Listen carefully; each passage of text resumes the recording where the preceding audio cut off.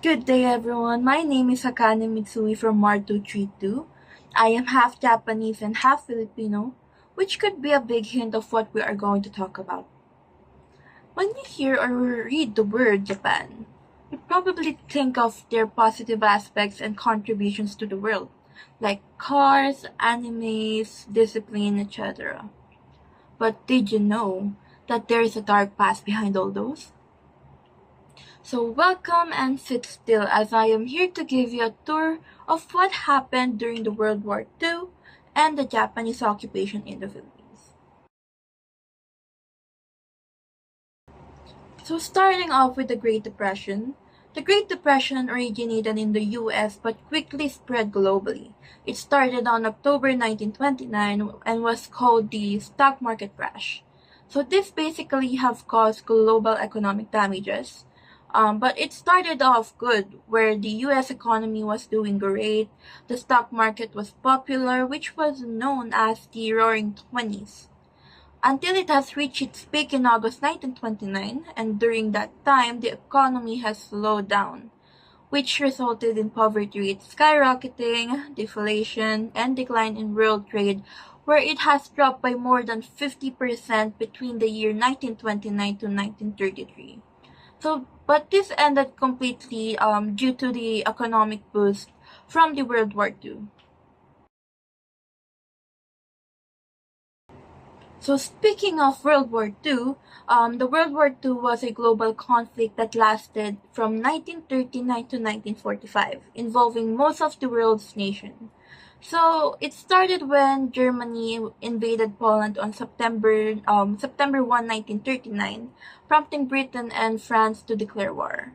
So the Axis power Germany, Italy, and Japan fought against the Allied powers, which included the United States, the Soviet Union, United Kingdom, China, and many more.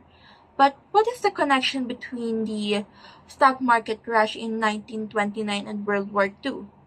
Well, the Great Depression was actually the fuel for the rise of Adolf Hitler and the Nazi Party, which caused aggressive expansionism and militarism, or the beginning of the war. So, speaking of war, Japan has caused many during the World War II and even before that. The Japanese imperialism was driven by Japan's desire to become a major world power by expanding its territory, gaining access to natural resources, and dominating Asia and the Pacific. So basically, they were greedy for power and expansion. And just a disclaimer, this is going to be a long travel.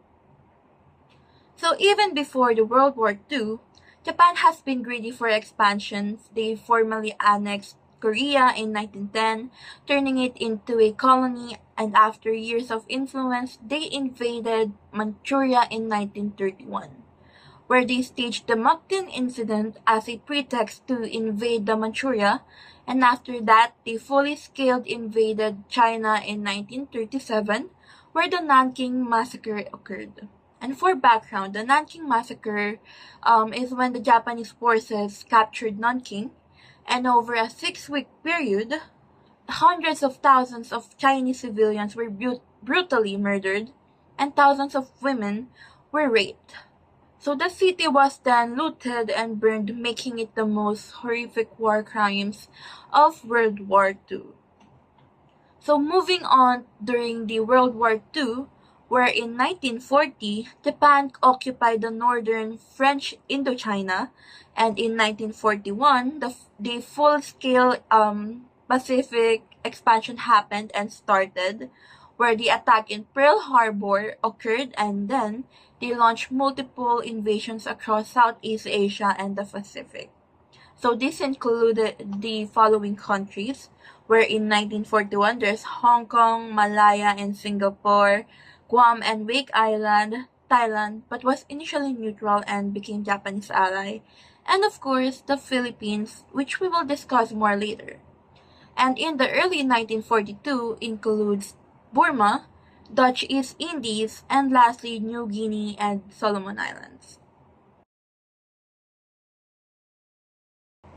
So now let us talk about the Japanese occupation in the Philippines and how much the Filipinos have suffered during that time. This started when Japan attacked Pearl Harbor on December 7, 1941. This have caused a huge damage and a lot of people were harmed. The next day, the US declared a war, and do note that the Philippines was under the US colony at that period.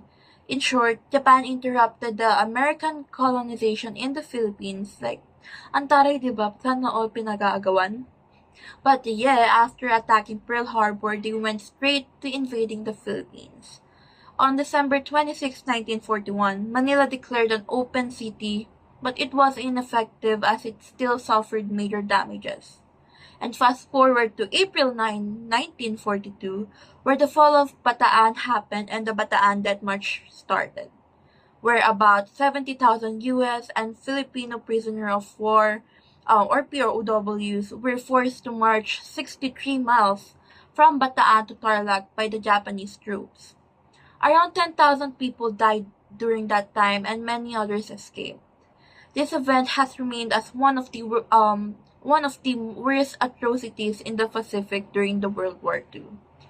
Next, the fall of Corregidor, which happened on May 6, 1942, where Lieutenant General Jonathan Wainwright surrendered all US troops in the Philippines to the Japanese.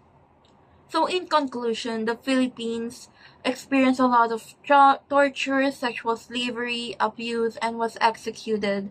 But in the end, they still got the victory, where in 1945, Japan completely lost and surrendered after the US dropped an atomic bomb on Hiroshima and Nagasaki.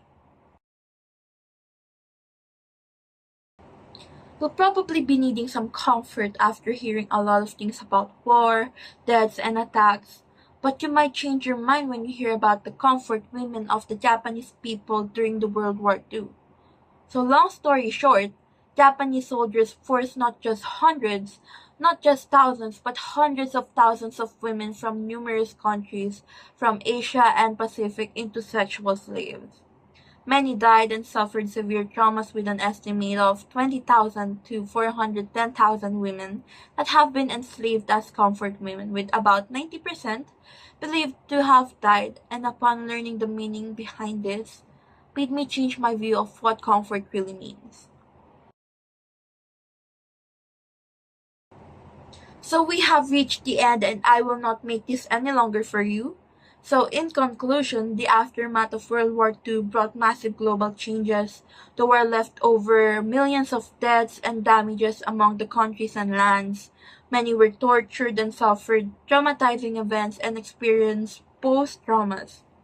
Many lost their loved ones, families, and friends. So in the end, even though it is a big win for a lot of countries or the Allied powers, they still suffered major losses.